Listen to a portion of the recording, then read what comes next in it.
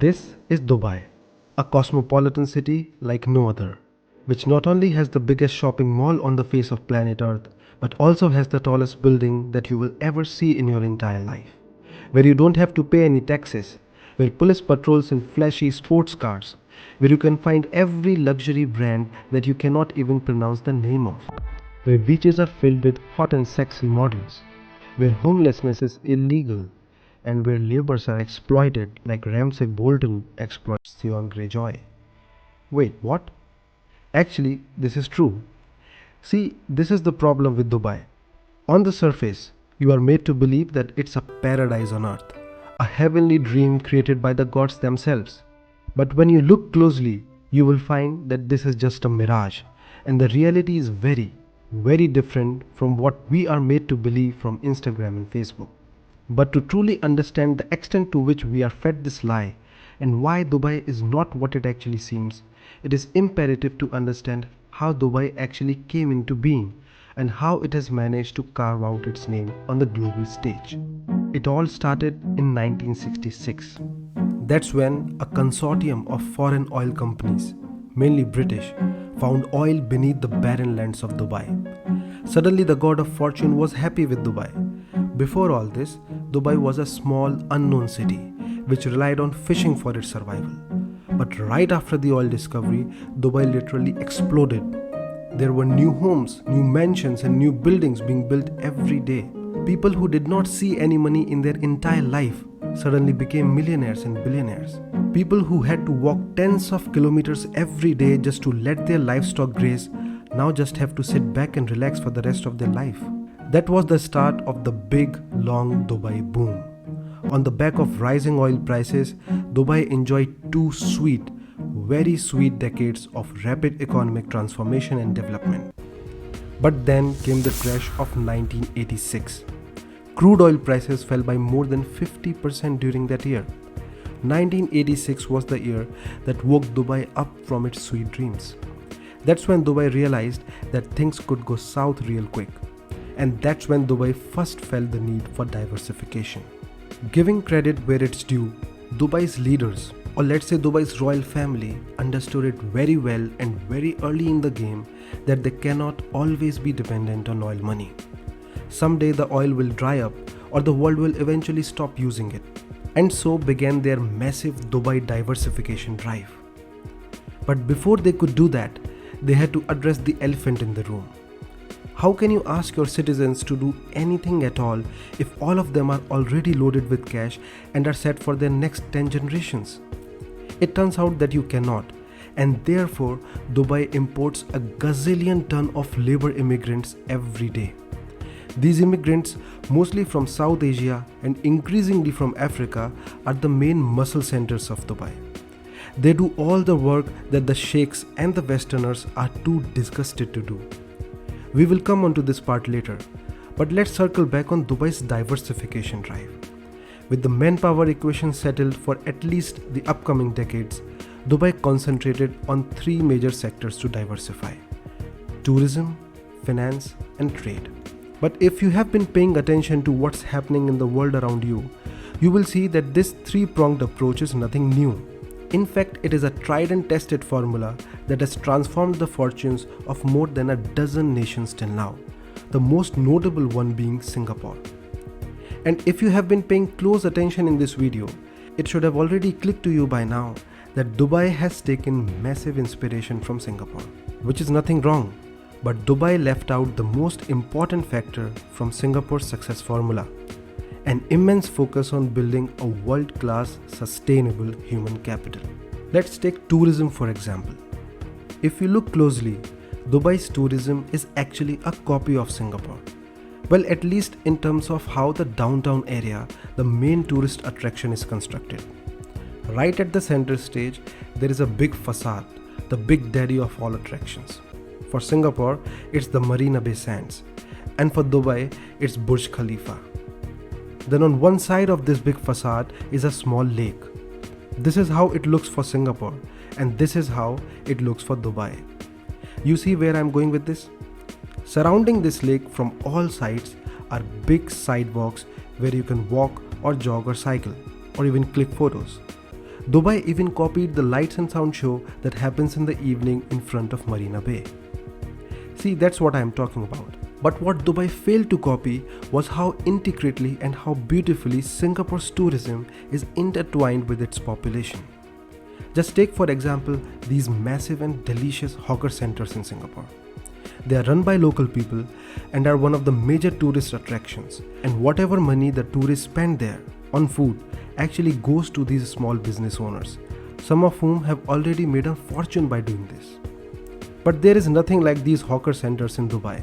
In fact, everything that's related to Dubai's tourism is run and maintained by its immigrants.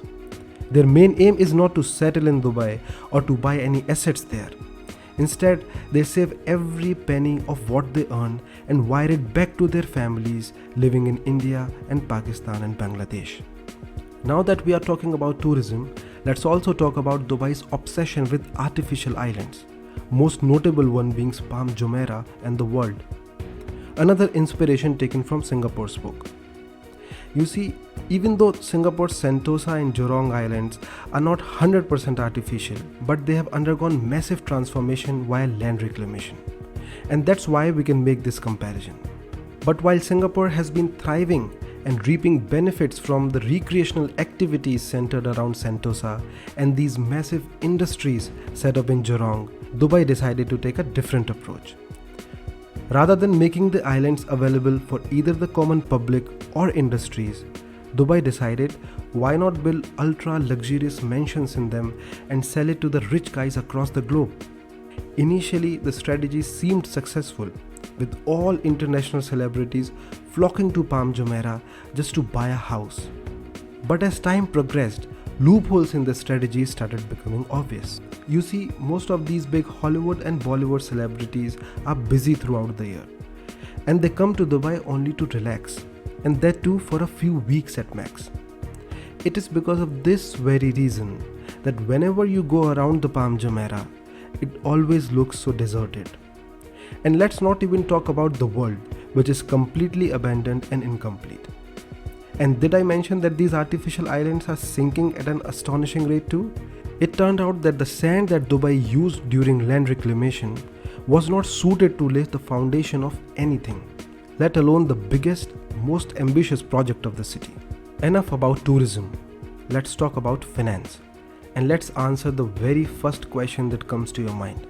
Why did Dubai choose to become a finance hub? Why did it not choose to become a manufacturing hub or an IT hub? Well, my friends, the answer to this question is twofold. Let's think, apart from natural resources, which other sector of the global economy rakes in trillions of dollars in revenue? Obviously, it's finance, because that's what we are talking about. And second reason why Dubai chose finance was because, unlike manufacturing and IT, finance requires the least amount of human resources in its day-to-day operations. Finance fits perfectly for Dubai's demographic, a city with a very small but extremely ultra-rich population. I'm talking about the native people of Dubai here, not the expats. And so Dubai created these massive financial free zones for international finance firms to come and operate with a high degree of autonomy. If you have ever been to the Dubai International Finance Center or the Dubai International Academic City, then you must have noticed offices of every major finance firm: Deloitte, HSBC, JP Morgan, Citigroup, you name it and they have it. You know which other country did the exact same thing but decades ago? You guessed it right, it was Singapore. But again, Dubai did the right thing but did not follow it until completion. You see, even though finance sector does not employ a lot of people, but whatever people do work in finance, they all are highly skilled and super competitive. Just look at Wall Street to take a feel of it. What Dubai missed and what Singapore did not was providing a continuous supply of highly qualified local people to these firms. How did Singapore manage to do it? It did so by investing in education.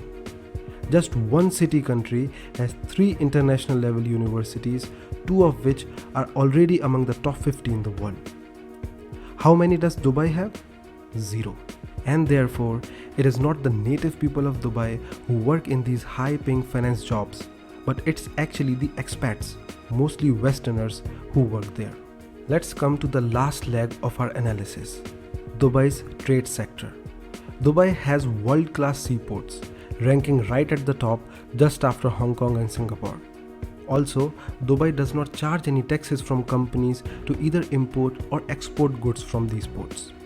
On top of all this, the Dubai ports are highly efficient and automated. But even this diversification drive was carried out in a half-baked fashion. You see, it is because of their geographies that Singapore and Hong Kong have historically been port cities, but such is not the case with Dubai. From a trading perspective, Dubai is just another port from a plethora of ports that are already situated around the Gulf of Persia. If such is the case, then how the hell did Dubai's ports manage to make any money? It's because they did not face any major competition up till now.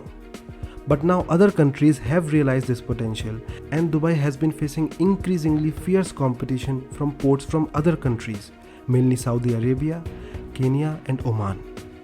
This is evident when we look at the profit margins that have been continuously declining for Dubai's ports.